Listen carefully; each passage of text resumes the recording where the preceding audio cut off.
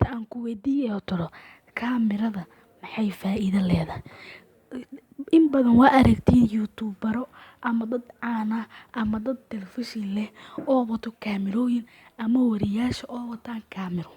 Su-aasha maskaxda kusoo dhacaysa waxay tahay kaamirooyinka maxay ay u isticmaalaan dadka telefishiyaasha leh iyo dadka youtuberista iyo dadka wariyaasha.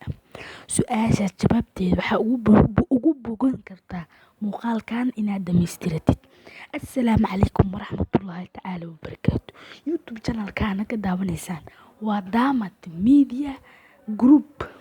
Ma ahan page-kii Ankara Media Pro ma ahan. Waa Daamad Media Group. Fadlan daa ku cusubta subscribe saar. Maanta hal su'aal rabaa aan ka jawaabo maray muuqaalka inaan dareemo. Waa maxay kaamiro? Kaamiro waa waxyaabaha lagu edit gareeyo ama lagu duubo video. Hadda maxay faa'iido leedahay qof walba oo wato waa aragtay kaamiro maxay faa'iido leedahay. Kaamiro faa'iidadeeda ma la soo koobi karo. Waxay faa'iido leedahay inuu muuqaalkaaga fiicnaado, in aad video si fiican u edit gareyn karto, in uu muuqaalkaaga oo dadka soo jiito. Hadduu uu muuqaalkaaga dadka soo jiito, adigana waxaa kugu fududaanayso in uu muuqaalkaaga meel sare gaaro aad si fudud caan ku noqoto. Marka waxaan leeyahay kaamirada sidaas ayay faa'iido u leedahay.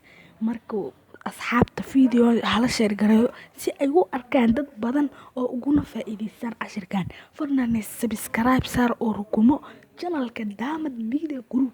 Rukumo channel-kaas waa ku mahadsantahay sida aad video-need nala socotid.